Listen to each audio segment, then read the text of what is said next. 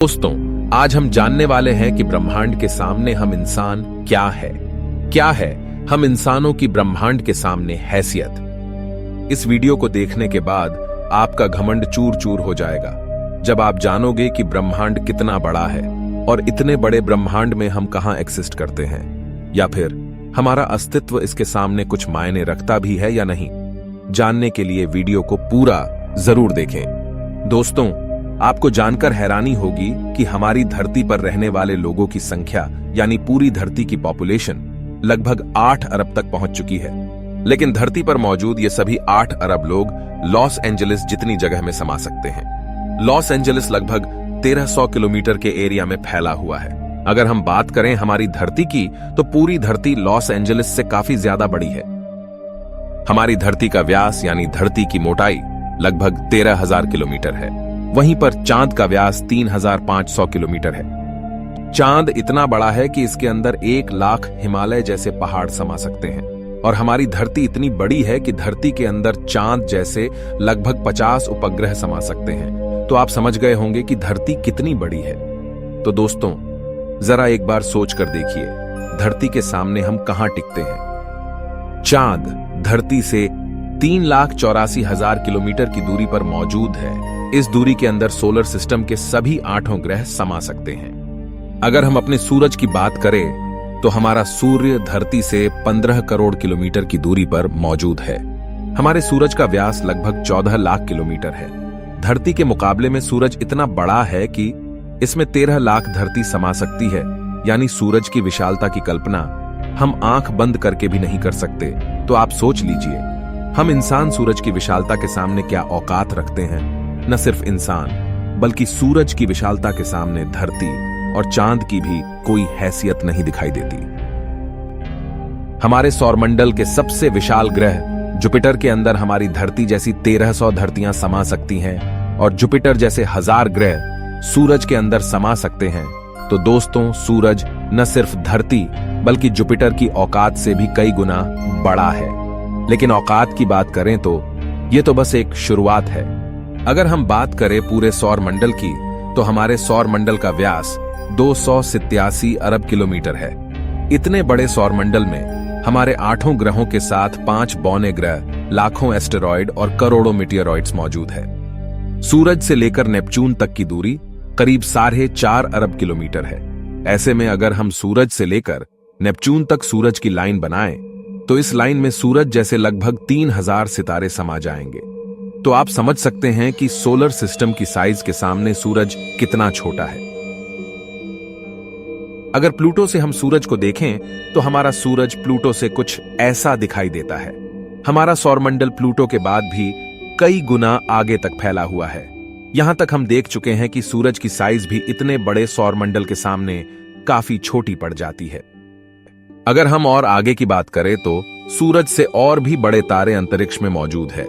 यह है वेगा स्टार, जिसका व्यास 38 लाख किलोमीटर है और इसमें सूरज जैसे लगभग 20 तारे समा सकते हैं। इससे भी बड़ा तारा है आर्कट्रस, जो 3 करोड़ 60 लाख किलोमीटर चौड़ा है। इसमें सूरज जैसे 17,000 तारे समा जाएंगे। और इसके और आगे चलने पर ब्रह्मांड में एक और तारा है, रीगेल, जिसका व्यास 11 करोड़ किलोमीटर है। इसके अंदर आर्कट्रस जैसे 50 तारे समा जाएंगे और सूरज जैसे 4,85,000 तारे समा जाएंगे। अब हम देख पा रहे हैं कि सूरज भी यहां आकर कितना छोटा पड़ रहा है। चलिए और आगे चलते हैं। ये है बीटलजूस, जिसका व्यास 1 अरब 23 करोड़ किलोमीटर है। इसमें रीगेल जैसे लगभग 1400 तारे समा सकते हैं और सूरज जैसे लगभग 67 करोड़ तारे समा सकते हैं।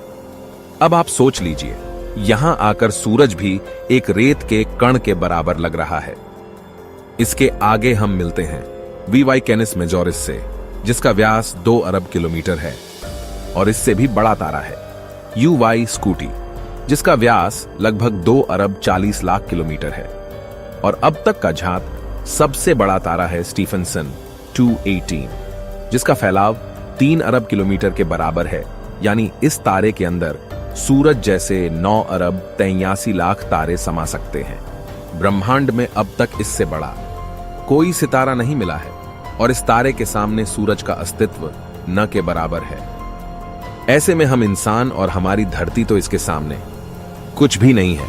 जरा सोचकर देखिए, इस तारे के अंदर धरती का अस्तित्व मायने भी रखता है या नहीं। अब अगर हम बात करें ब्रह्मांड में इससे भी बड़ी संरचनाओं की, तो हम पहुंच जाते हैं कैट्स आई नेबुला के पास। यह आकार में 0.4 प्रकाश वर्ष बड़ी है, यानी प्रकाश को भी इसे पार करने में 4 महीने 26 दिन लगेंगे। यह ब्रह्मांड के सबसे विशाल तारे के मुकाबले कितना बड़ा है। इस नेबुला के अंदर स्टीफनसन जैसे लगभग 3000 तारे समा जाएंगे, और इससे भी बड़ा हेलिक्स नेबुला है जिसका व्यास 5 प्रकाश वर्ष है, यानी प्रकाश को इसे पार करने में 5 साल लगेंगे। और इसमें स्टीफनसन जैसे 15,000 तारे रखे जा सकते हैं। इससे भी आगे है ओरियन नेबुला, जो 24 प्रकाश वर्ष चौड़ा है, और इससे आगे हमें मिलता है ओमेगा सेंटोरी कंस्टलेशन, जिसका व्यास 150 प्रकाश वर्ष है। और अब तक जिन विशालकाय संरचनाओं को हमने देखा है, उन सबको अपने अंदर समाने वाली, इन सबसे करोड़ों गुना विशाल ये है हमारी आकाशगंगा मिल्की वे, यानी मंदाकिनी आकाशगंगा, जो कि 1 लाख प्रकाश वर्ष के व्यास में फैली हुई है। यानी यह इतनी बड़ी है कि इसे पार करने में प्रकाश को भी 1 लाख साल लग जाएंगे। और आपको बता दें कि प्रकाश की गति 3 लाख किलोमीटर पर सेकंड है। हमारी इस आकाश गंगा में इस तरह के बड़े बड़े 400 अरब तारे मौजूद है, और इतने ही ग्रह इसके अंदर मौजूद है। तो यहां आकर आप कल्पना भी नहीं कर सकते कि यह कितनी बड़ी है। इसके अंदर हमारी धरती खत्म भी हो जाए तो इतनी विशाल आकाश गंगा को कोई फर्क नहीं पड़ने वाला है। हमारा सूरज भी खत्म हो जाए तो भी इसे कोई फर्क नहीं पड़ने वाला। ब्रह्मांड का सबसे बड़ा तारा भी खत्म हो जाए तब भी इस पर कोई फर्क नहीं पड़ेगा। लेकिन ब्रह्मांड यहां भी खत्म नहीं होता है। इससे भी आगे चलने पर अगर हम हमारी पड़ोसी आकाशगंगा एंड्रोमेडा की बात करें, तो यह हमारी गैलेक्सी से 2 गुना बड़ी है। इस गैलेक्सी के अंदर 10 खरब तारे मौजूद हैं। अब तक जाने गए सबसे विशाल तारे स्टीफनसन से इस गैलेक्सी को भर दिया जाए तो इसमें 40,000 खरब स्टीफनसन 218 जैसे तारे आ सकते हैं। अगर हम और आगे पृथ्वी से 23 करोड़ प्रकाश वर्ष दूर जाए तो हमें एक और आकाश गंगा मिलती है, UGC 2885 गैलेक्सी, जो कि 4,63,000 प्रकाश वर्ष के व्यास में फैली है। यह हमारी गैलेक्सी से 4 गुना बड़ी है और इसमें 50 खरब तारे मौजूद हो सकते हैं। पृथ्वी से 100 करोड़ प्रकाश वर्ष दूर इससे भी और भयानक और बड़ी गैलेक्सी है, IC 1101 गैलेक्सी, जो कि 40 लाख प्रकाश वर्ष के व्यास में फैली हुई है और इसमें 1000 खरब तारे रहते हैं। इसके अंदर 30,000 से भी ज्यादा मिल्की वे गैलेक्सी जैसे आकाश गंगाएं समा सकती हैं। और अगर हम इससे आगे चलकर और देखें तो इससे भी ज्यादा बड़ी गैलेक्सी ब्रह्मांड में मौजूद है, जिसके सामने मिल्की वे आकाश गंगा भी कुछ नहीं है।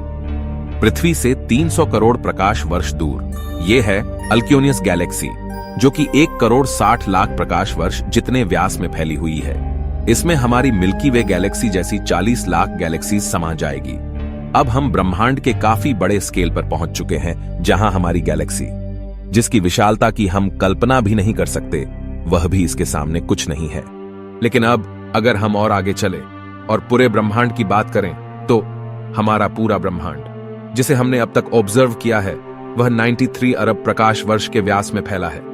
और इसके अंदर ऐसी 200 अरब गैलेक्सी मौजूद है। और ब्रह्मांड के सामने तो सबसे बड़ी आकाश गंगा अल्क्योनियस गैलेक्सी भी कुछ हैसियत नहीं रखती।